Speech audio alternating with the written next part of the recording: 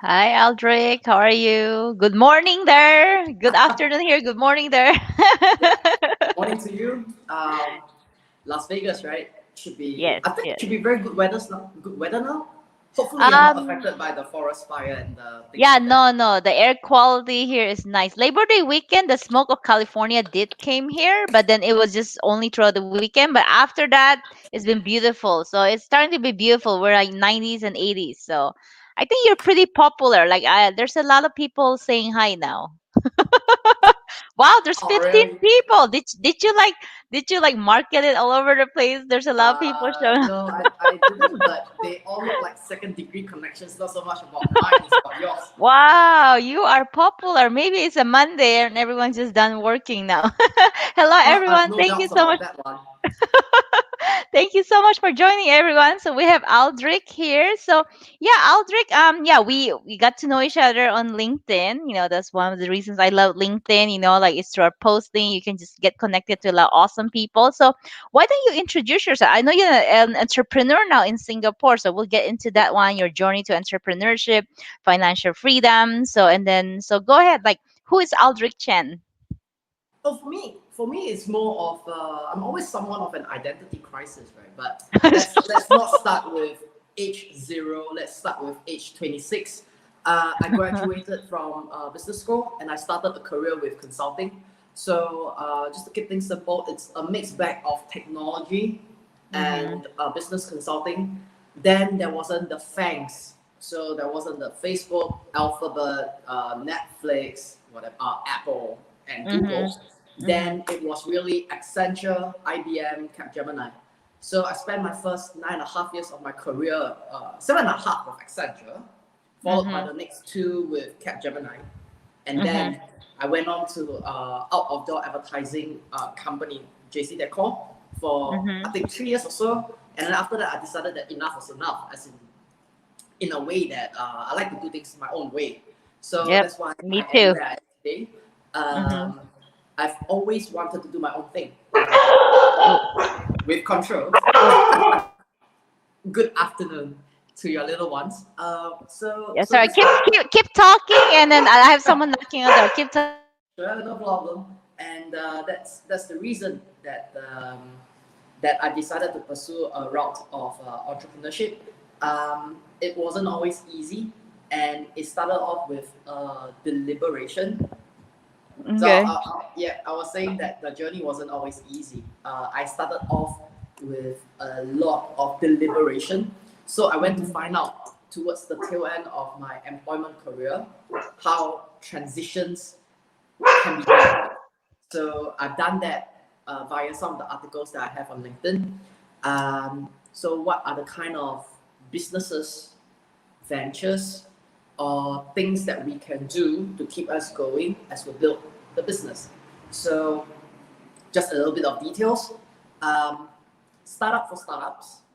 So startup for startups, you can think about the kind of business, the nature of the business that you're in, whether you're a product business or service business. You can't run away. These are the two categories. So if you're thinking about low cost, you're thinking about not committing an upfront working capital, service business will do very well because it's about your time and it's about how you market. So Mm-hmm. these days, marketing has been decentralized, media has been decentralized with all the smart devices that we have in our phones, the smart devices that we carry in our pockets. So I think it's a brilliant time to be where we are today.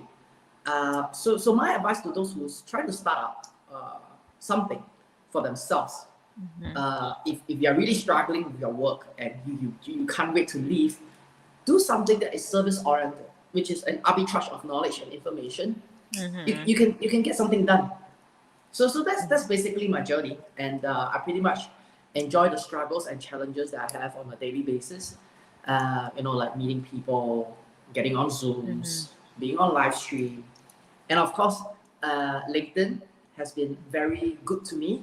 Right, Mm-hmm. I didn't join LinkedIn for this purpose. I joined because of a misconception that I'm there to look for a job, so job Mm. portal and things like that. But Yeah. it didn't quite work out.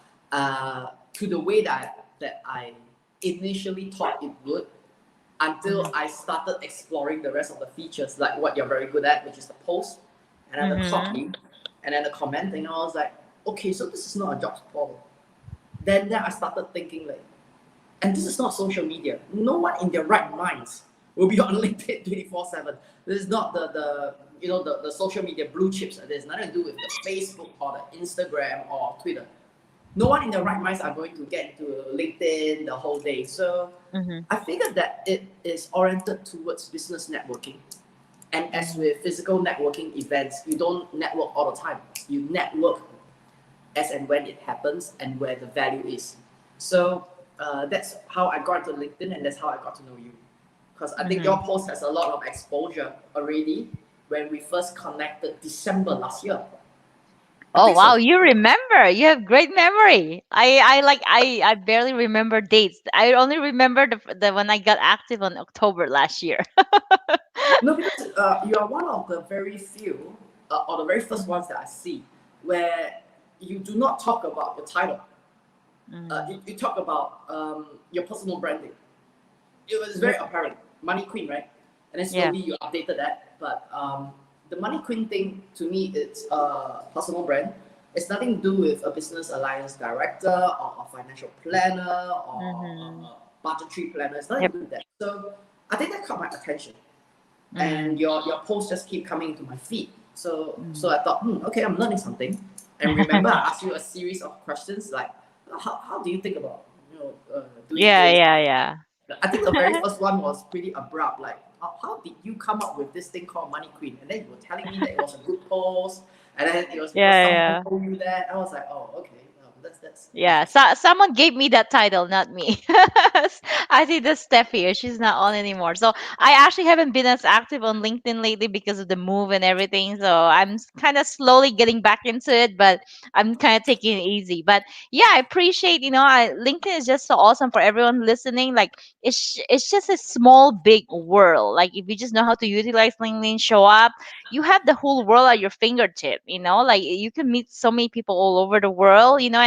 And you just don't treat it as a place where it's just to sell. It's about you networking, getting to know people, and then like I met Aldric there. I've been on his live, so you just meet a lot of amazing people if you know how to. If you don't treat it as a place for sales only mainly, it's more like that's just more like icing on the cake. But you treat LinkedIn as a place like to meet people, to learn, to share, to network, and everything. So it has to be. You have to come from the right mindset. So okay, so Aldrich, when did you quit your job to be a full-time entrepreneur? There's no direct answer to that because Mm-hmm. spiritually and effectively, I have already tended long time ago while still on a job. Oh, you're No, like your spirit, like okay, bye bye. I'm like that. no. It's more of I see it in phases. So Mm-hmm. Okay. there's the job, and then there's transitions, and then Mm-hmm. there's the entrepreneurship ventures, Mm-hmm. right? So 1, 2, and 3. I didn't want the transition phase to be too long, while I don't have any income to supplement my day to day. So what I did Mm-hmm. was I told myself that I'm going to do the transitions while I'm within a job. So Mm. in a way that the transition itself might not generate enough income or incoming Mm-hmm. cash flow. To me, what's important is that injection of confidence, uh, Mm-hmm. that I can stand on my own feet. Yep. So when I left, I had I had a coaching practice containing 8 mentees, Mm-hmm. and I had 2 copywriting projects. Now, Okay. if I were to combine the commercial quantum, the commercial Mm-hmm. value of those, it's not as much as my monthly income, but the amount of confidence, I'm at Mm-hmm. a sky high. Like, bring it on. I can meet all sorts of people. Like, I understand rejections. I understand the need to connect before closing. I understand that it's conversation before negotiation. So Mm-hmm. um, that entire process took me about a year to a year and a half before I came fruition. So if Okay. to your very simple question, I probably tendered effectively 2 years ago, Oh, effectively, but on paper, I think it was 6 months ago. okay. Okay. Yeah. So when I Cool. left, Wow. I was like, when I left, I was serving notice period. The entire notice period, I was just doing my own thing. Yeah, yeah, yeah. That's just Yeah. the thing, the way it is. Wow. So how has it been 6 months now into full-time entrepreneurship? It's very fulfilling. But before that, given the situation that we're dealt with in 2020, COVID-19, right? So Mm-hmm. let's just not talk about conspiracy theory. It's been very challenging. Um, so I started off building my own thing Mm-hmm. with 3 lines of services. So professional coaching, copywriting, and professional coaching, copywriting. There's one more, but that's not too significant. So Mm-hmm. since COVID-19 hit, coaching Mm-hmm. contracts they wobble because longer term contracts, it's easy for clients to suspend when they are in cash flow pressure, Yep, which is yep. exactly what I faced.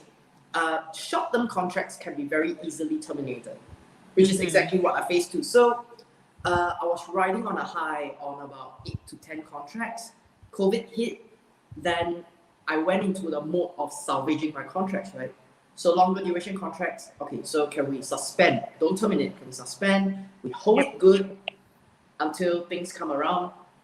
I was trying to get new clients for coaching. It wasn't that easy. So that's Mm-hmm. that. But copywriting went up. Website copywriting, article writing, SEO writing, and things like that, it went up. So it kind of compensated. But the change in mindset is a little, it happens day to day. Because first it was coaching 70%, copywriting 30, and when COVID Mm-hmm. hit, that flipped. So now I spend more time living my life like a keyboard warrior more compared to like live streams, Zooms, Mm-hmm. and things like that. But I think that's the joy of Yeah. bringing the challenge, the control back into our hands, right? Like, okay, I can go out to network, I can go out to do this, I can go out to do that, and Mm-hmm. yeah, it's very challenging, very. Hours are getting longer for sure. I think as we speak in Singapore now, it's 8:15 a.m. Just about a month ago, I did a live stream with Mozambique, which is a country above South Africa. It was 2 a.m. my time zone. So, uh, that's that. Mm-hmm. Cool, cool. So okay, so let's talk about financial freedom. So like the reason I assume that one of the reasons you quit your job is because of financial freedom, right? So what does financial freedom means to you, and what are your philosophies and thoughts around financial freedom?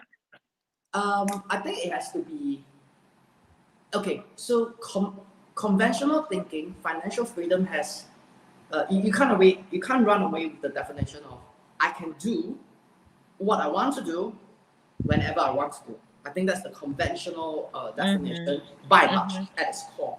Mm-hmm. To me, I don't think about it that way. To me, it ties in with the way I think about time.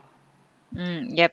Um, Time is the only asset that we have that we cannot buy back, and there's no way we can put into our balance sheet. Mm-hmm. You can't do a present value valuation on time. You can't. But we all are running towards our biological expiry date. Mm-hmm. So, to me, financial freedom is about doing whatever that I want, but at the same time, being able to sustain Mm-hmm. doing whatever that I want. Okay. So, Yep. I think this would be pretty common in what you do for your budget sessions with your clients account. So, Mm-hmm. in order for me to be free till perpetuity, I would count two sets of numbers. One, my bare essential expenditure month on month, and I protract it. So let's say it could be 3,000 a month, Mhm. 3,000. Mhm. So in a year, that would be 36. Mhm. So I tell myself, okay, I'm 37. Let's say I live till 80. There's Mhm. another 33. No, sorry, there's another 43 years to go. Mhm. 43 times 36,000. What does Mhm. that number look like? I was like, Yeah. oh my gosh, how many zeros are those, right? So that's one. And the other one is that we don't live by essentials only. There are things that we want to do as well. Mhm. So essentials, and then I pile on top of that the happy premium. I have vacation. Yep. Let's say if I have kids next time, or have dogs Mhm. like yourself, Mhm. they eat a lot, right? So I do those numbers. So I take a month, I protract it, let's say down the road till I'm 80, and then I look at that number and I work backwards to how much income I need to get a day. Mhm. So daily income. Then when I look at that number, I'll be like, okay, will I ever achieve this number while I'm working? Mhm. Employee, employee or specialist, will I achieve that number? Mhm. And I think the honest assessment is 10% possibility. 10%. I'm not gonna get it. So once I journaled that down, it became very clear to me that I needed other avenues, Yep. whether I'm working as an employee or not. So Mhm. therein triggered what I think about financial freedom. We have to earn our time to do whatever we want, but it's predicated upon economic productivity. Mhm. So if that is the case, and let's say we don't inherit tons of wealth from our parents, and everything is all by ourselves, we have to be very clear in terms of how we're going to get that. Mhm. So that's how I think about financial freedom. Uh, it comes with a lot of thinking and reflection. I know there's a lot of people who will think about financial freedom in terms of an investment portfolio 60/40 that pays coupons and dividends. I implore all of your audience to think about your 60/40 portfolio today. Just look at what happened 2020. The big companies are suspending dividends. If you are Mhm. retiring today purely based on dividends and coupons, you are getting impacted. So that's not enough. I've been saying this all the time. That's not enough. So you have a portfolio, that's good, and do something. So Mhm. I'm looking at different things running concurrently. So investment portfolio, then trading portfolio, businesses, and whatever I can do. So Mhm. most people say that I'm crazy, but that's how I think about financial freedom. And financial freedom doesn't mean that I'm sleeping on the floor 24/7 and I'm rotting around. No, I don't think so. Yeah, yeah. Yeah. Yep, yep. No, no, I like your definition. So for me it's pretty much like actually someone made a comment earlier. So I don't know where her comment is now. Oh yeah, Maria was saying, does it mean you have the money to spend when you want to? So what do you think of that, Aldrich? And then before I go on my definition of financial freedom. Yeah. Um, no, not now, or not when we are first starting out. Yep. Um, because if we are talking about achieving that state of financial freedom as an end goal, then Mhm. the journey itself requires redeployment of our financial energy. So let's say if you want to build an investment portfolio 60/40 that gives you your dividends and your coupons, you need to invest that cash to buy those assets. Let's say Mhm. a stock of Coca-Cola, a stock of Apple, a stock of Amazon, or a stock of Tesla. You need that Mhm. cash. So then it comes to a decision, right? Will I want to spend $3,300 on one Amazon stock, or do I want to spend that amount on a vacation or something else? Mhm. right? So it's a choice. For me, I will choose asset acquisition over expenditure all the time. I wear very simple stuff. I don't spend. Um, Even when it comes to businesses, I will think. Mm-hmm. When I put $1, when I inject $1 of equity into the working capital of my business, does it give me higher results Yep. compared to spending that $1 on a cup of coffee? Mm-hmm. So to me, the ability to inject into the working capital or investments Mm-hmm. means that the starting part of our journey, we have to be very careful in terms of our expenditure. So discretionary expenditure or capital expenditure is a choice. Yep. Yeah, so that's a pretty long question, but the short answer is that no, but I want it in the future. And even if that's going to come in the future, it doesn't mean that I'm going to spend on frivolous things. Mm-hmm. I don't Yeah. believe in it. Yep, I smart don't. spending. Yeah, it's about smart spending. You don't want to spend on something and then later on you regret it. Because I have some clients like there are like things that make them feel good. They spend it, they buy on Amazon, but later on they realize I'm like, I didn't really need it. So it's like sometimes you have to really discern between like impulsive spending or is this a spending that I need one and it will satisfy me and you don't regret it later. Because then it doesn't Yeah. make it's just like drugs, right? Yeah, you feel good at the moment and later on you feel like crap. So it's not really good for you Oh, at that the end of the happens day. all the time. Yeah. So I think this is Momo.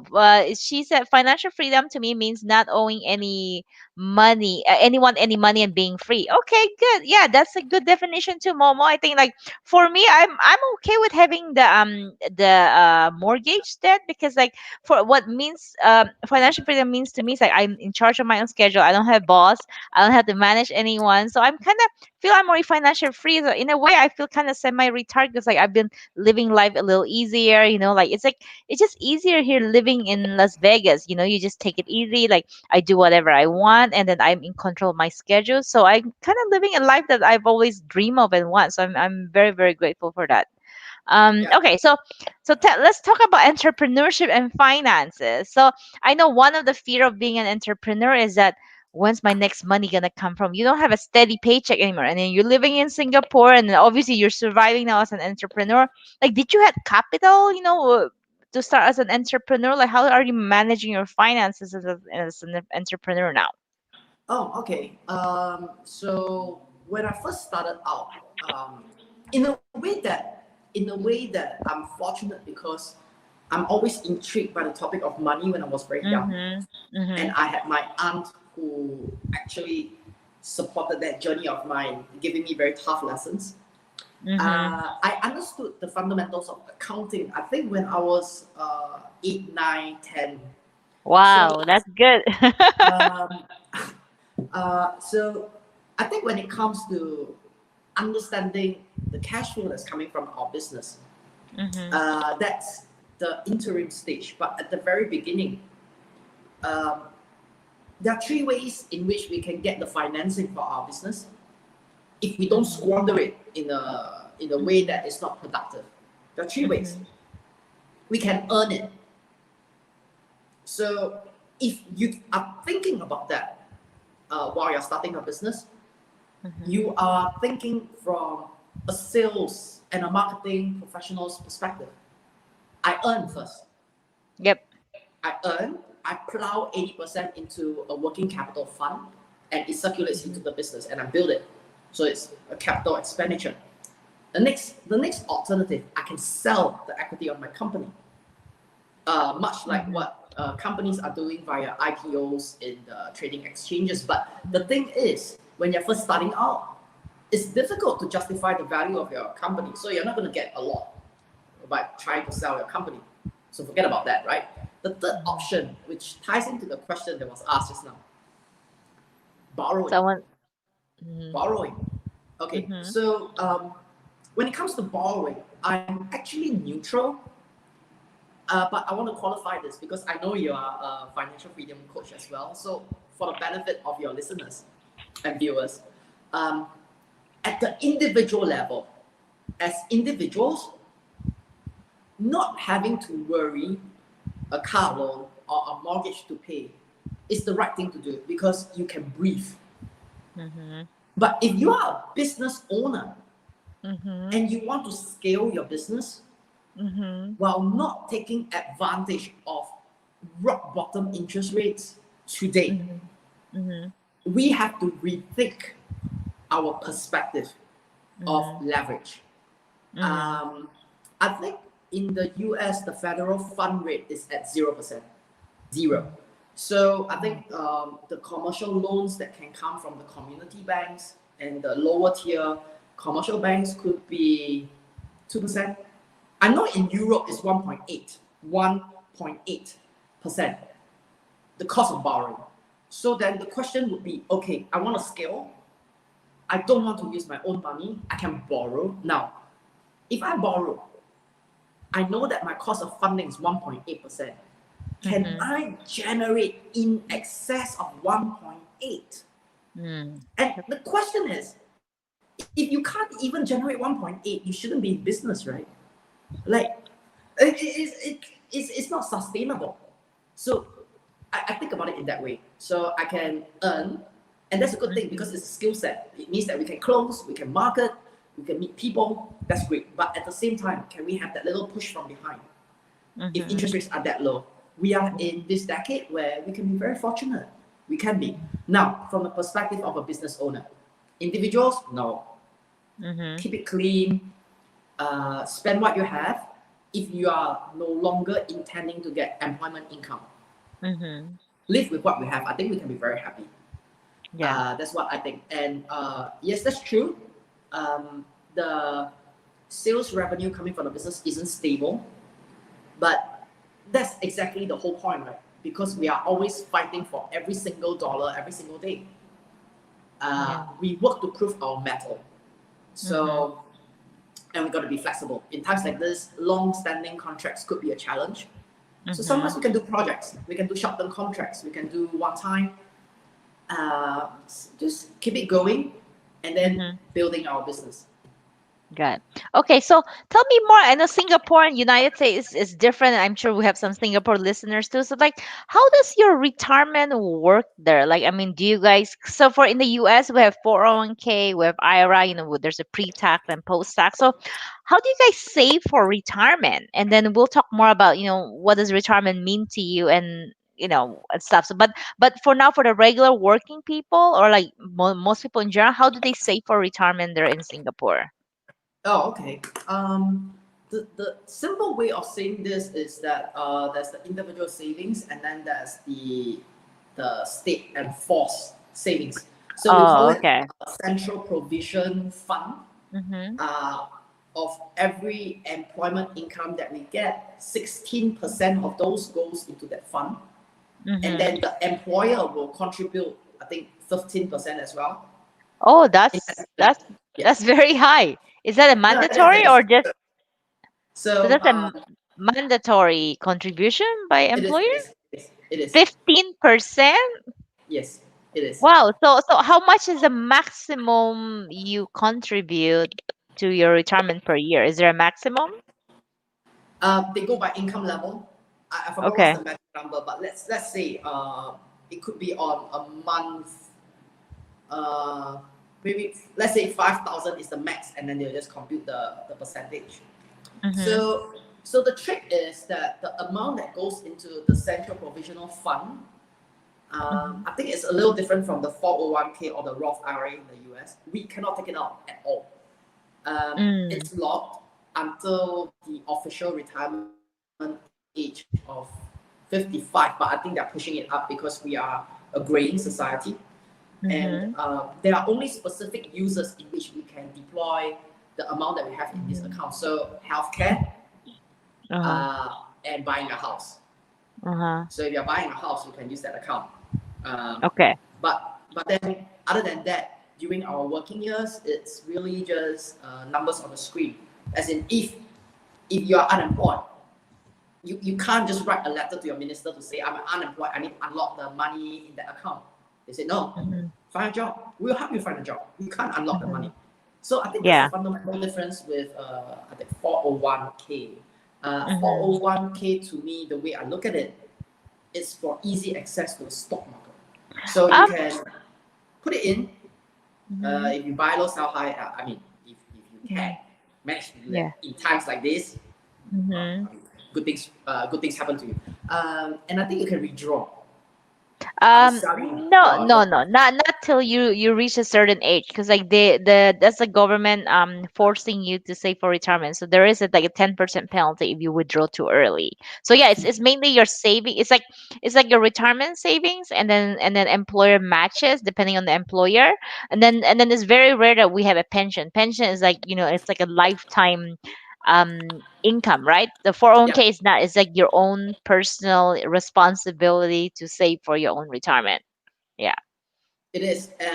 So we also have pretty high individual savings rate. I think there Mhm. was a report that was published 2 years ago that Singapore had an individual savings rate of I think it was 25 to 35% of our individual income. We have that mentality about squirring away our money for the rainy day. We don't Mhm. really spend that much. That's Mhm. one thing. Then yeah, so savings, that's the case. Uh, Oh, okay. we don't spend that much. Yeah. I, Yeah. I guess. But it's also expensive in Singapore, right? It's like 1 month. Like what's the usual cost of living? Can you just give a random number for like I don't know, average person? Because Singapore is not that big, so it's like a small city. Like for someone to survive there, let's say a single person in an apartment, like how much do they need per month? You think in U.S. dollars? In US dollars, Mm-hmm. I, We'll I start can with speak for Singapore myself. dollars and then we'll convert it. Yeah, I can speak for myself. So first, the line items, right? My own household, my Mm-hmm. parents' household, and then food, travel, and Mm-hmm. the rest of the expenses. Mm-hmm. I have mortgage. Mm-hmm. So keep it that way. Insurance premiums to me is a cash outflow. Okay, Okay. 7 items. It's around 3,005 SGD. So I think that would be about three 3,001 USD a month. Is it 2,500 3,005 Singapore dollars? 3,005 SGD. 3,500. Yeah, So that's equivalent to, yeah, 2,500. Wow, that's like your monthly cost of living? That's pretty low. I mean, in Singapore, you must be really, really frugal. You're very smart with your finances. I um I mean, like there are things that are worth spending. There are things that are not. I like this one. Yeah, I yeah. don't recommend austerity. By the way, I don't recommend austerity. Just in case your viewers are going to scold me by the live chat. But I think there's the basic level of living which is good, Yeah, and it's yeah, good.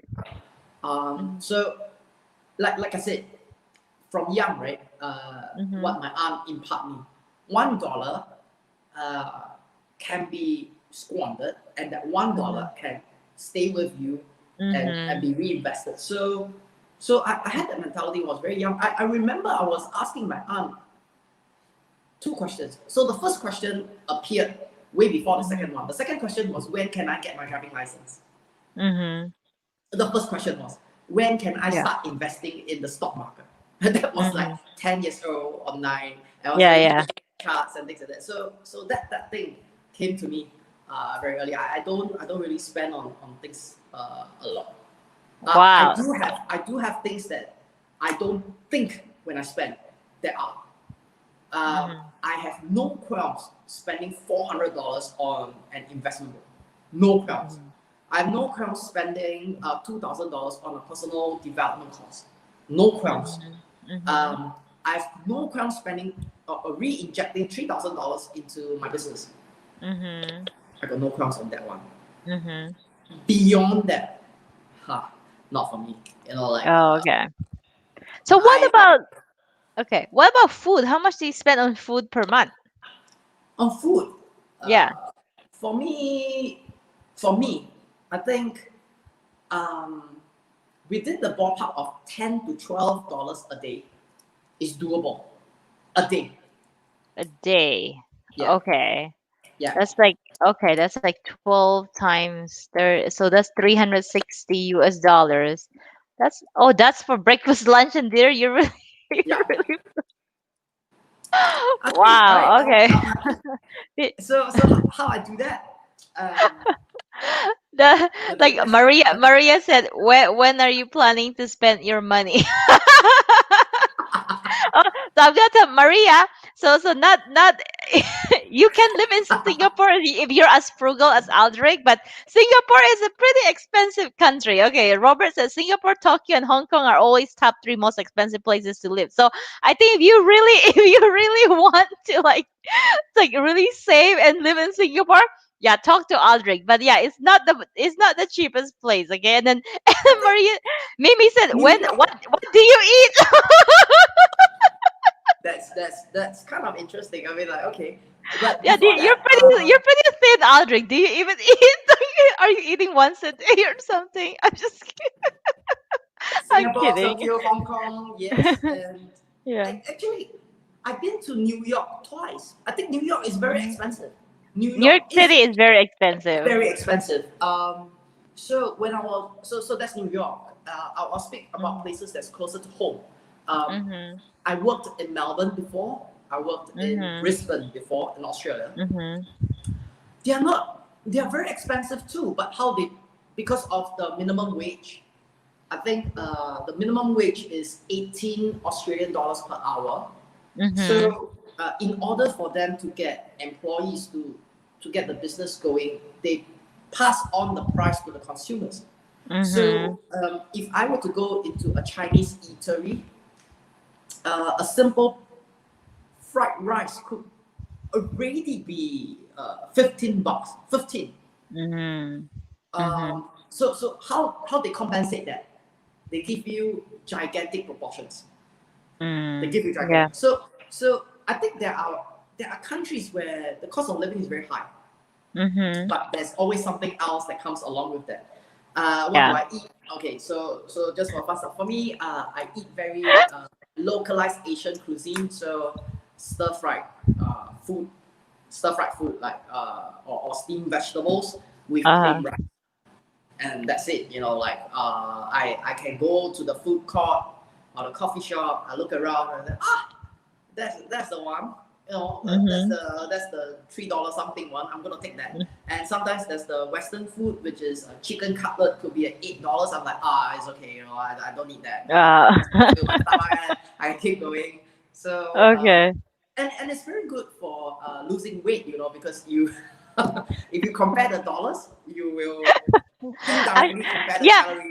So So I always say like okay. So there's a lot of benefits to eating less, right? So first you lose weight, you're healthier, and you save money. So why why eat a lot? So you can still enjoy good food, but it's like you don't really have to eat a lot. So that's what I'm kind of doing. Like I'm eating healthy, and then it's actually like I made cauliflower fried rice the other day. It's pretty like you just buy cauliflower and yeah, some vegetables and then chicken from Costco, which is fairly cheap. And then like I only ate half of it, half I gave to the dogs over a couple of days, and then that lasted me for like a week. So you, if you're very creative with your food, then you can. So I'm working on that one. I'm trying to I'm making my own kombucha drink. I don't know if you heard kombucha, so it's like healthy drinks. I'm trying to make all that myself. And I still eat out, but like I'm trying to cut that down to like once or twice a week, or when I go out with friends, whatever. Oh, you have very Marie. interesting viewers. But okay, so before we get off that topic, I just want to say one thing, because you're high on budgeting as well, and Mhm. usually we have a soft spot for food. So Mhm. the one recommendation that I can give to your viewers and your fans, right? Mhm. Hopefully they'll be my fans soon. but okay, that's something. So I think when it comes to satiety, hunger, and food, Mhm.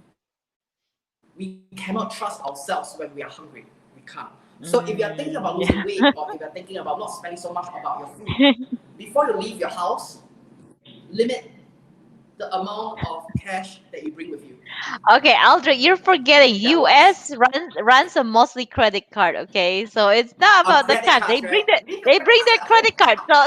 So what so what I make my client do is that, they have to, like, keep themselves accountable. So whenever they spend money, they have to confide in their budget spreadsheet, or even before, they have to look at their budget spreadsheet, how much can they afford. But yeah, so yeah, Aldrich, Singapore, Asia versus US, we work differently with money. So I think that's why I love Asian, people from Asian countries. It's easier for them to save money because you guys live on cash. Most is like Japan is still on cash, Taiwan is still predominantly on cash, but you come here to the US, it's predominantly credit cards. So that's why it's very hard for people to be financially literate here because of all of that. And then Maria said you will be on permanent diet all the time. No, Yeah, Maria, I why do you think he's so thin? I think we should follow his diet, and then we'll lose 10 pounds easily. I'm not too sure about that one, but okay. I'm I'm just happy kidding. with what I eat. I don't think that Yeah. I'm actually scaling myself down in order to save the dollars. No, that's not the case. Yeah. I think the point is that we, with regards to what we choose, we will feel satiety. So it's a choice. Yep. Yeah. Anna said, like, that is true. The more money you bring, the more you spend, and the more things you buy too. Yeah.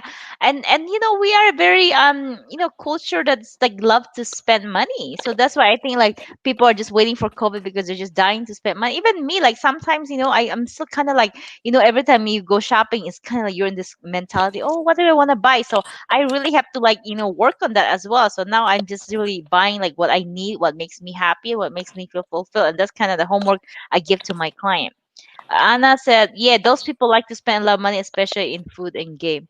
Oh, oh, she's referencing what Maria said. Asians love food. I, for one, I don't know how Aldrich does it. I think you do enjoy your food. You're I eating good. do. You're enjoying good food, but it's just, I think you're just eating in moderation, perhaps. And then you're very conscious of what you spend and how much you spend, and so that's why that's unbelievable. You're spending like, you know pretty low, like less than 3,000 US dollars a month. That's really, really good. So I applaud you for that, for being smart Thank with you. your money.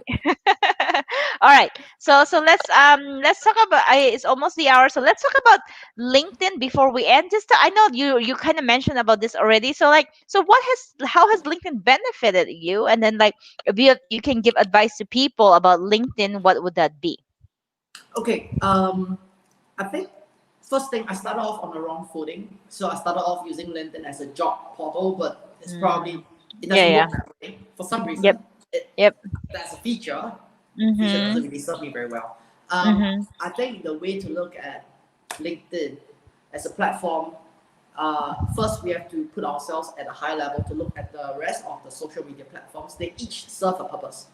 Mhm. So Facebook is pretty much like like the bulletin notice board for your community, your friends to know what you're doing, how you're doing, and whatsoever. Same for Instagram, but it's more like a photo book. They update every day. Mhm. Mhm. So Yeah. LinkedIn to me is actually a networking platform. In a way that it replaces the Rolodex that I Mm. used to see when I was much Yep. younger. So and and it is not limited to the name cards that you already have. You can always Mhm. reach out. And it's Yep. so easy. It's so easy to reach out today. If you want to look for instance, if you want to look for sponsorships, look at the industry that you are interested in, look Mhm. at the positions that the people are playing, and reach out. So it's a brilliant tool in a way that it knocks down all perceived walls and barriers that we have.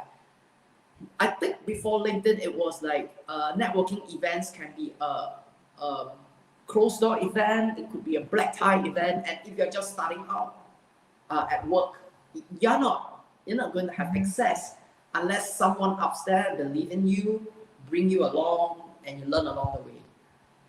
Not Mhm. everyone has that privilege, but with LinkedIn, everyone can.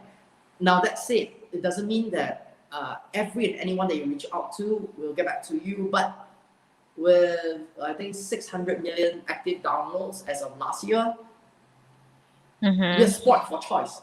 So you Mhm. can reach out within your state, your city, your country, and go get out of the country. Just Yep. reach out. Yep. So that's how I think about LinkedIn, networking. Mhm. Then the next thing would be if you are looking to build your own Mhm. freelancing work, or let's say starting out Mhm. your business, that's Mhm. a great place to be. Market, right? Mhm. If you're attacking working professionals, go market on LinkedIn. Mhm. Mhm. Use that opportunity to practice your Yep. copywriting for free. Mhm. It's free, and you can improve along the way, because you can see the likes, the comments, and the people Yep. that is messaging you on DMs.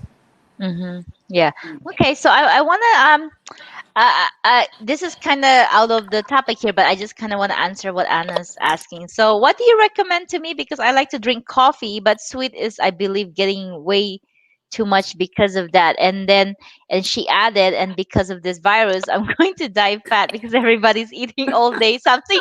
We live with depression. Okay, so Anna, so yeah, I'm in COVID. I'm an entrepreneur, even though before COVID I was working from home most of the time.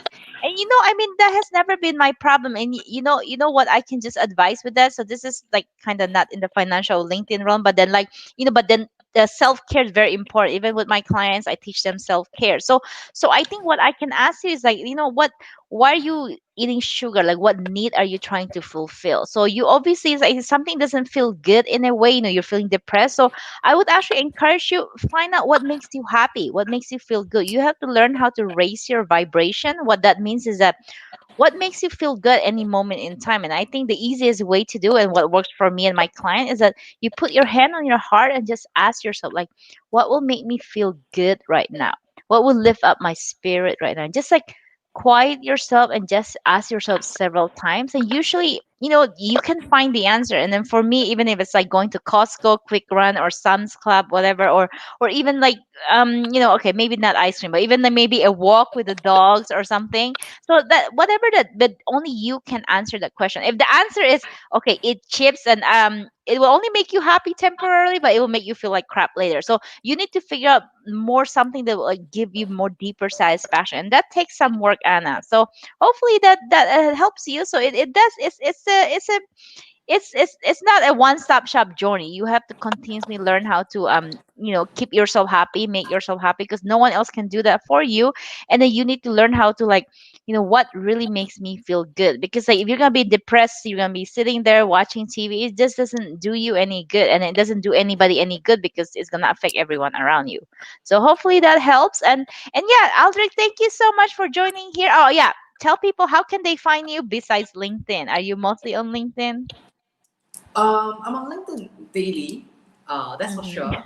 Um, I'm on Facebook. I don't really like connect with people on Facebook that much. I use Facebook to disseminate and distribute my Mhm. articles.